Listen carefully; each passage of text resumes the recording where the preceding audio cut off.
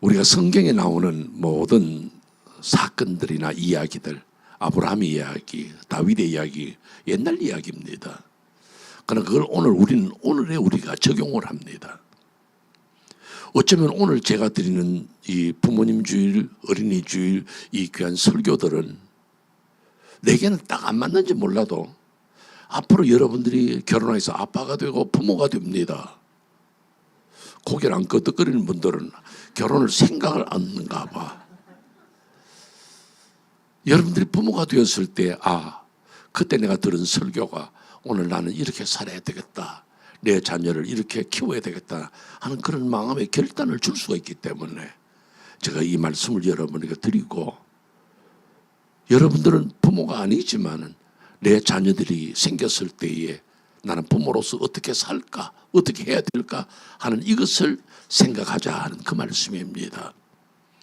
오늘 제가 여러분들이 드리는 말씀의 제목이 바로 모범이 되는 부모입니다. 여러분들이 부모로서 살면서 모범이 돼야 된다. 어떤 부모? 모범이 되는 부모. 근데 사실 제가 오늘 여러분들에게 드리는 이 본문의 말씀은 좀 특이해요. 왜 특이하냐면, 보통 우리가 이 이스라엘 민족들이 가나안 땅 들어가기 전에 정탐꾼을 보내서 정탐하고 난 다음에 그 보고와 하나님의 책망, 그 이야기거든요.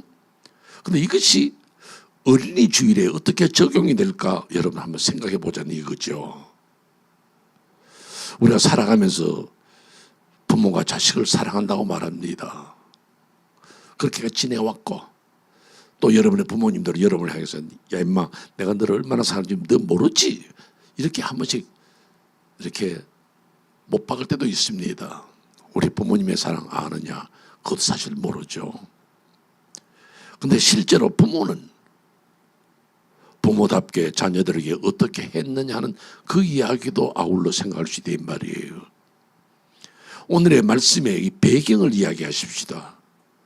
오늘 말씀의 이 배경은 무엇이냐면, 이스라엘 백성들이 가나안 땅에 들어가기 전에 모세가 각 지파의 대표 한 사람씩 뽑아서 정탐을 시킵니다.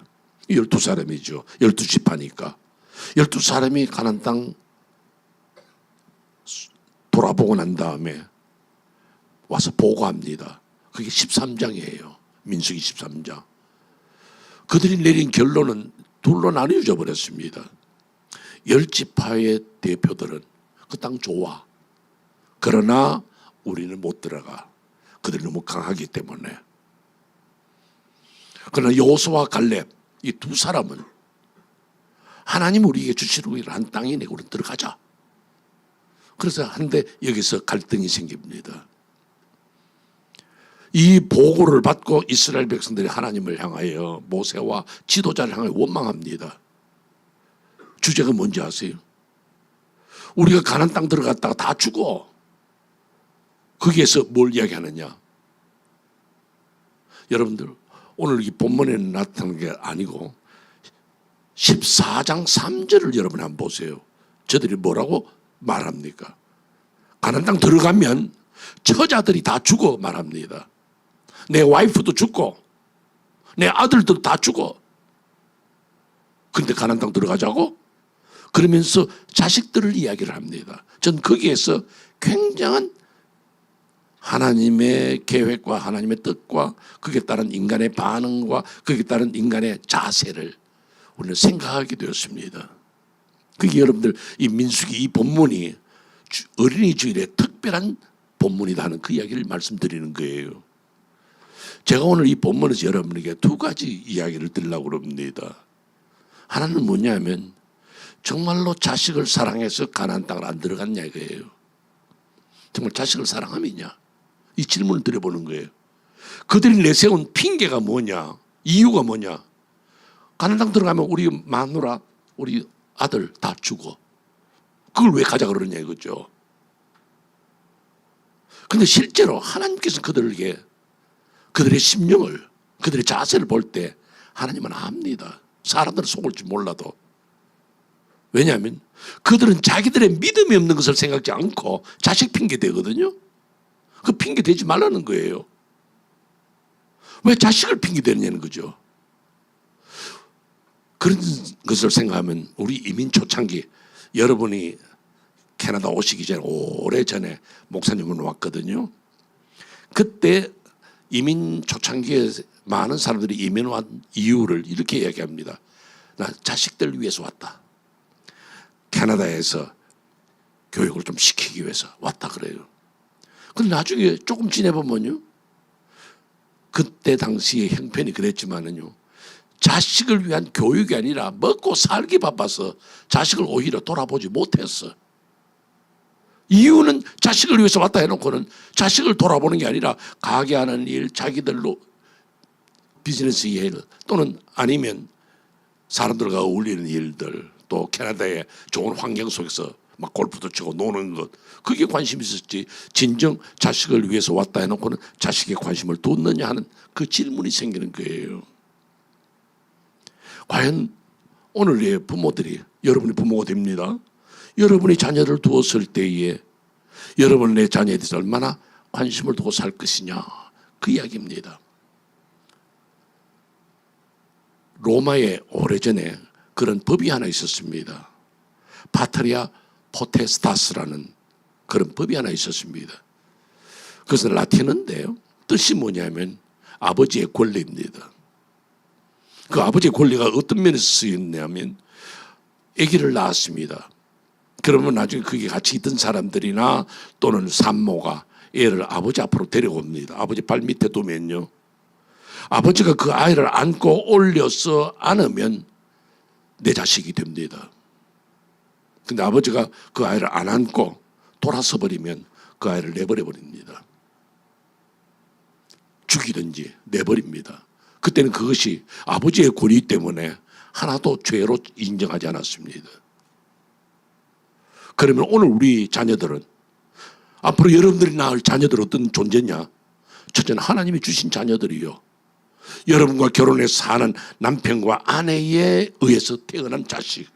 그건 하나님이 주신 것이고 여러분은 선택의 여지 없이 받은 것입니다. 그럼 여러분들은 그 자녀에 대해서 책임감을 가지고 살아야 하고 책임 있게 돌아봐야 할 모범이 되는 부모가 되어야 한다. 그 말씀입니다. 그냥 자식을 낳았기 때문 아니라 내가 이미 택한 이상 내 자녀에 대해서 얼마나 관심을 두고 그를 길러갈 것이냐. 그렇지만 하나님께서 이렇게 말씀합니다. 너희들이 내 자식은 어떻게 되겠습니까? 말할 때 그거 말하지 말라는 거예요. 여러분들 오늘 우리 본문 읽었지만요. 한번 다시 한번 볼까요? 민수기 14장 31절 보세요. 뭐라고 이야기합니까? 너희가 사로잡히겠다고 말하던 너희의 유아들은 내가 인도하여 드리리니 너희들 자식들 걱정하지 마. 그들이 죽는다고 걱정하지 말라. 나는 그들을 가나안 땅 들여보낸다는 거예요. 하나님이 알아서 한다는 거예요. 괜히 이유로 우리 자식 때문에 우리는 가나안 땅 못 들어갑니다. 그런 말 하지 말라는 거예요. 하나님 아는 거예요. 내가 진정으로 자식에 대한 얼마나 애정을 가지고 있냐 이거죠. 이 한 아버지가 계신데요. 이 로스 캠벨이 쓴 그 글 속에 나오는 아주 슬픈 이야기예요. 한 아버지가 있었습니다. 그의 나이가 50이 되었어요. 그래서 그 집에 조그마한 아들이 아빠 뭐 돈이 없으니까 아빠 나는 아빠한테 생일 선물로 키스를 50번 할게. 나이 50이니까. 그럼 오케이. 자 해. 한 번 키스, 두 번, 세 번, 네 번 한대. 뭐 그냥 볼만 갖다 대는 거예요. 한 10번쯤 하고 나니까 아빠 됐다 그만하고 했습니다. 알았어 하더니만 나갔어요. 아마 마음이 상했는지 어떤지 몰라. 어떤 마음을 가졌는지. 근데 그 아이가 자전거를 타고 나갔어. 그러다가 길거리에서 자동차에 받쳐 즉사해 버렸어. 그 아버지가 후회하면서 얼마나 마음이 아파하는지 몰라요. 그때 만약에 내가 그 키스 50번을 다 받았더라면 그 자동차와는 부닥치지 않았을까. 우연이었을는지 아니면 아들이 재미가 없어서 마음대로 자전거를 타고 왔다 갔다 하다가 그래 놨는지 그건 몰라. 이미 죽었기 때문에. 그러나 아버지로서 후회된단 말이에요. 나는 아들의 그 자그마한 키스 하나를 옳게 받아주지 못하는 아빠가 아니었던가. 그게 후회한다는 거죠. 오늘 우리가 우리의 자녀들을 대할 때 여러분이 자녀들을 볼 때 앞으로 나는 어떻게 할까? 그것을 한번 생각해 보시길 바랍니다. 정말 나는 자랑스러운 아빠가 되어야 될 건데 모범이 되는 엄마가 되어야 될 건데 제가 이렇게 성경을 보는 가운데 제가 뭐 다 알지는 못하죠. 성경을 보는 가운데 어떤 성도가 나는 우리 아버지를 존경합니다. 나는 우리 어머니의 신앙이 대단하다고 생각합니다. 그런 사람이 있을까 하고 좀 생각을 해봤는데 별로 없는 것 같아요. 그런데 그런 고백을 하는 사람이 있었습니다. 누구냐면 솔로몬이에요. 솔로몬이 성전을 건축하고 모든 백성들 앞에서 연설도 하고 성전 건축한 이 일에 대해서 하나님 앞에 감사 기도 올립니다. 그때 저는 열왕기상 8장에서 새롭게 읽었어요. 뭐라고 말하느냐? 내 아버지 다윗은 하나님과 어떻게 살았고 내 아버지 다윗의 신앙은 어떠했고 내 아버지 다윗 좀 말을 바꿉시다. 여러분은 여러분의 아버지에 대한 이미지가 어디에 있습니까? 어떻습니까? 여러분의 혹시 난 우리 엄마 아빠 맨날 싸우고 나 골치가 아파 그런 이미지만 가지고 있습니까? 그럼 여러분은 그런 부모가 되지 말아야 합니다. 우리 아버지 교회 집사야. 근데 기도도 한 번도 안 해. 성경도 안 읽어. 그렇게 말할 수 있다면 여러분은 어떤 아버지가 되어야 되겠습니까? 내가 자녀들 앞에 모범이 되어야 되는데 내 신앙생활을 이렇게 해서 되겠어? 내가 크리스찬인데 내가 장로가 되는데 세계적으로 알려진 재벌이 있죠. 락펠러 모르는 사람은 없어요. 근데 한 기자가 락펠러를 만나서 인터뷰를 하면서 물었습니다. 당신이 성공하게 된 비결이 뭡니까? 그러니까 그 락펠러가 내가 성공한 비결은 우리 어머니 때문입니다. 그래 어떻게 그렇게 됐냐? 여러분도 그런 부모가 되시기를 바랍니다. 여러분의 아이들이 아들이 딸이 당신 어떻게 성공했습니까? 우리 아버지 때문에 우리 어머니 때문에. 록펠러 어머니가 어떠했는데요? 그건 이야기합니다. 우리 어머니는 꼭 11조 생활하게 했습니다. 그때 나에게 용돈을 얼마 줬냐면 20센트를 줬어요. 그런데 어머니는 꼭 11조 드려야지 하고 2센트를 가지고 가서 바치게 했습니다. 11조 생활하기. 두 번째는 우리 어머니는 나를 교회에 꼭 데려가고 교회 가면 제일 앞자리에 앉았습니다. 내가 어릴 때도 앞자리, 내가 커서도 앞자리, 항상 앞자리에 앉아서 예배를 드리고 설교를 들었습니다. 지금 현대 물리학에서도요, 설교나 또는 강연이나 이런 거 할 때 그 비교를 합니다. 어떤 식으로 하냐면 앞자리는 소낙비처럼 쏟아지는 것이고 중간은 어떠냐 하면 그냥 보통 비, 저 뒤에는 이슬처럼 내린다는 거예요. 성령의 역사도 앞자리가 뜨겁게 역사되고 아마 다음 주는 전부 다 여기 앉으려고 그럴지 몰라. 앞자리. 그게 미국의 그 정신병원 의사가 그런 고백을 합니다. 우울증 환자가 예배 시간에 앞자리에 앉아서 지나는데 8개월 지나고 보니까 우울증이 고쳐지더라는 거예요. 앞자리가 중요한 거예요. 그러니까 락펠러는 자기 어머니가 항상 자기를 예배 시간에 앞자리에 데리고 나오더라는 거죠. 그럼 마지막 하나 더. 자기 어머니가 자기에게 교훈한 것이 뭐냐? 교회 일에 충성하고 목사님과 주의 종과 부닥치지 마라. 그 자기 일생 살아오면서 교회를 섬기는 주의 종들과 함께 얼굴을 붉혀본 적이 없다는 거죠. 맡은 바 일에 충성하고 순종하고 지나왔다는 거죠. 락펠러의 이야기가 아닙니다, 여러분. 여러분의 이야기가 돼야 됩니다. 여러분은 지금까지 내 부모의 그런 신앙교육 못 받았다 할지라도 오늘은 받았습니다. 그럼 오늘 그 말씀처럼 여러분도 그렇게 살고 그 다음에 여러분도 그 교훈을 여러분의 아들에게 딸에게 나눠주시기를 바랍니다. 비록 지금은 싱글이지만은 앞으로 결혼하잖아요. 그럼 여러분들의 자녀들이 그렇게 나눠주세요. 그렇다고 해서 락펠러처럼 다 재벌이 되는 건 아니에요. 각자 하나님 주신 은사대로 다른 면에서 어떤 면은 성공하게 만드실 하나님인 줄로 믿으시기를 바랍니다. 이제 두 번째 말씀을 드립니다. 두 번째 말씀은 부자가 함께 고통받을 일을 하지 말라는 겁니다. 부자가 함께. 왜요? 오늘의 이 본문을 보면요, 참 심각한 이야기가 나옵니다.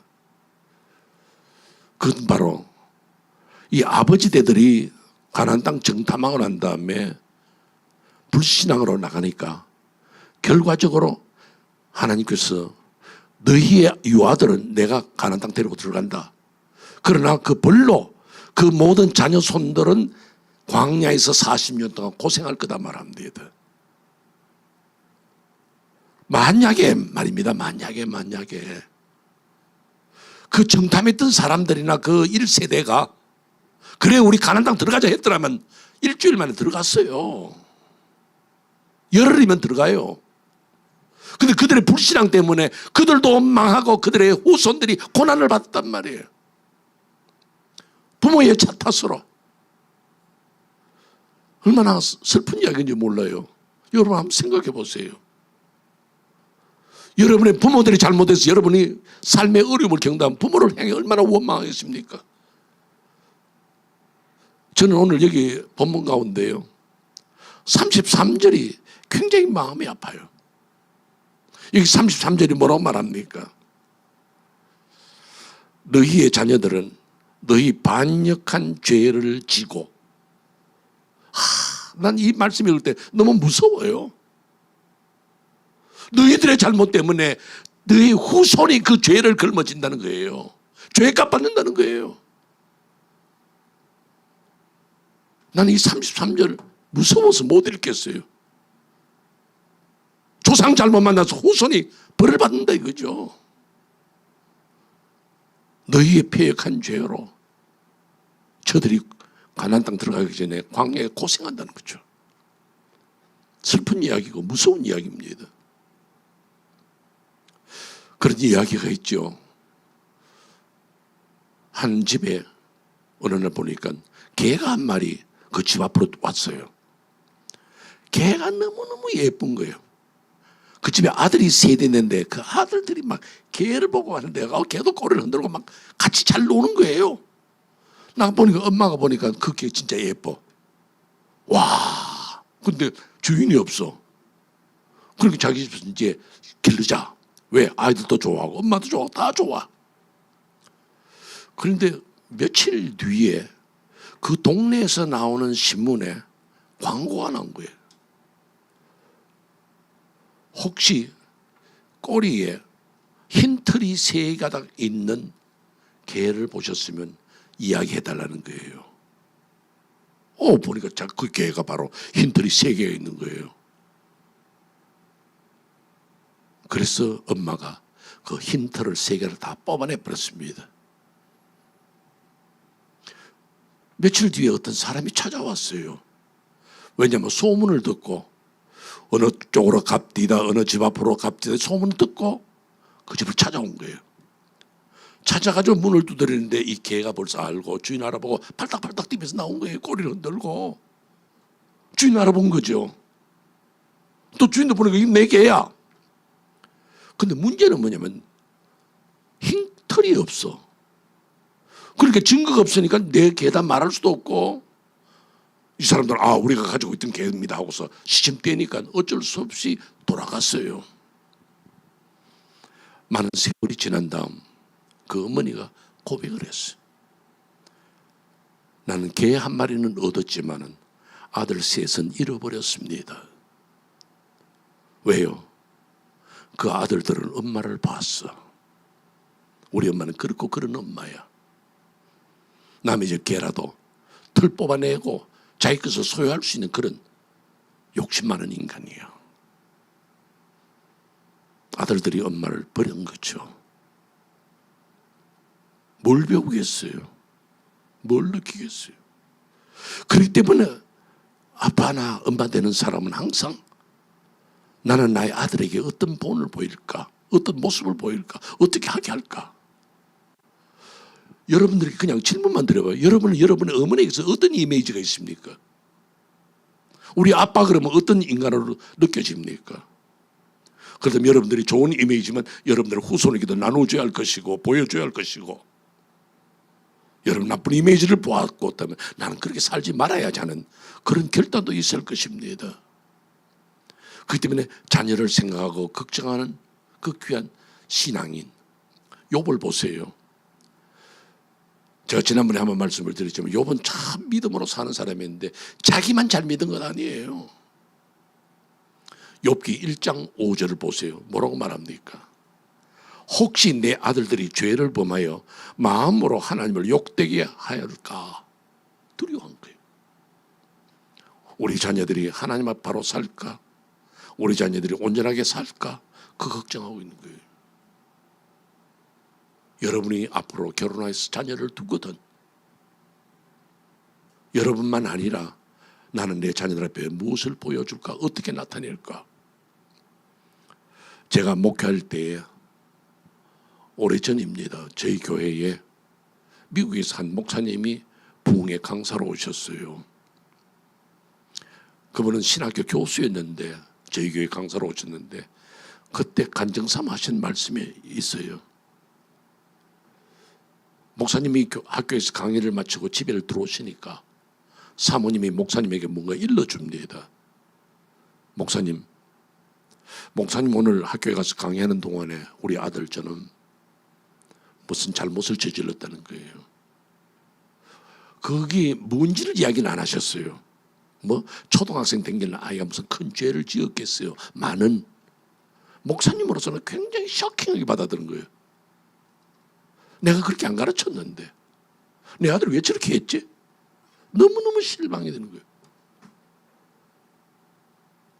저녁 식탁 앞에 아들이 들어왔습니다.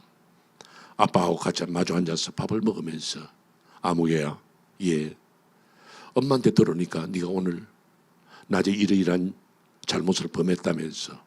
예, 그럼 마치고 난 다음에 밥 다 먹고 난 다음에 아빠하고 이야기 좀 하자. 예. 아버지와 아들이 아무 말 안 하고 밥만 먹었습니다. 식사가 다 끝나고 난 다음에 아버지가 아들의 손을 잡고 방으로 들어갔습니다. 그리고 문을 걸어 잠궜습니다. 왜냐하면 혹시라도 사모님이 뛰어들어올까 봐 문을 걸어 잠그고 이야기를 했습니다. 아빠가 오늘 학교에 갔다 오니 엄마가 이렇게 사실이냐? 그랬습니다. 너 그게 죄인 줄 아느냐? 예. 죄를 짓으면 죄값 받아야지. 예. 여기 미국에서는 아동 학대죄라 말하지만은 죄인은 죄값 받는 것이 마땅하지 않느냐? 그러니까 내 아빠가 너를 때려야 되겠다. 예. 나가서 매를 하나 해오느라. 그래 얘는 문을 열고 나갔어요. 근데 들어오는데 뭐 회초리 같은 거 하나 가지고 들어오면 마음이라도 편하겠는데 회초리가 없었던지 자기 죄가 중하다 생각했는지 막대기를 하나 들고 들어오는 거예요. 그걸 어쩝니까? 자기가 가져온 맨데. 그래서 목사님이 다시 방문을 걸어 잠궜습니다. 일어서라. 종아리를 걷어라. 다리를 걷었습니다. 오늘 내가 너를 때리는 것은 너를 학대해서 그런 게 아니고 네가 고백했던 것처럼 네 지은 죄에 대해서 죄값 받는 것이니까 그리 알아라. 예. 옆으로 돌려 세워놓고는 아버지가 막대기를 쥐고 참 어쩌면 화도 나고 교육도 시켜야 되겠다 싶어서 막대기를 들고 한번 내리쳤습니다. 그러니까 이 아들이요, 팔팔 떨던 아들이 회초리가 그 막대기로 맞자 그 자리에 거꾸로 집사 죽는다고 소리쳐 우는 거예요. 그렇지 않겠어요? 근데 목사님이 더 이상 못 때리겠어요.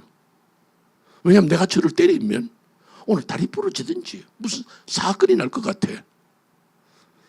그래서 우는 아들을, 벌떡벌떡 뛰면서 우는 아들을 불렀습니다. 아무개야, 예, 내가 더 이상 너를 못 때리겠다. 네 지은 죄를 생각하면 내가 더 때려야 되겠지만 내가 더 이상 못 때리겠다. 근데 내가 생각해 볼 때에 네가 이런 죄를 지은 거는 너 때문이만 아니다. 아빠가 너를 잘못 키웠고 잘못 시켰기 때문에 아빠도 지은 죄다. 그러니까 아빠도 죄값을 받아야 된다. 근데 지금 이 방에 너하고 나하고 둘밖에 없어. 나를 때릴 사람 너밖에 없다. 그러니까 어떻게 할래? 아빠가 벌을 받을 테니까 너 나를 때리라. 그러니까 자식이 어떻게 아버지를 때리겠어요? 뭐뭐뭐 하는 걸 어떻게 할래? 그러니까 해볼게요. 그러더니 이제 막대기를 아들에게 맡겼습니다. 이제는 아버지가 종아리를 걷고 썼습니다. 근데 못 때리거든요. 얘는 막대기를 쥐더니만은 아버지 종아리 그냥 쓱 한번 갖다 댄 거예요. 그때 목사님이 이야기했습니다. 이놈아, 내가 너를 이렇게 때렸는데 네가 그렇게 죽는다고 아프다고 울었냐? 네가 매의 아픔을 모르면 내가 너를 다시 때릴게. 어떻게 할래? 다시 해볼게요. 그러더래요. 왜요? 안 맞으려고. 그러더니만 두 손으로 막대기를 쥐더니만 아버지의 종아리를 확 후리 갈긴 거예요. 그러더니만 막대기를 던지고 아버지의 장단지를 깔아앉고 울은 거예요. 아버지, 내가 다시는 안 그럴게. 다시는 안 그럴게. 그때 목사님과 아들이 껴안고 울었습니다.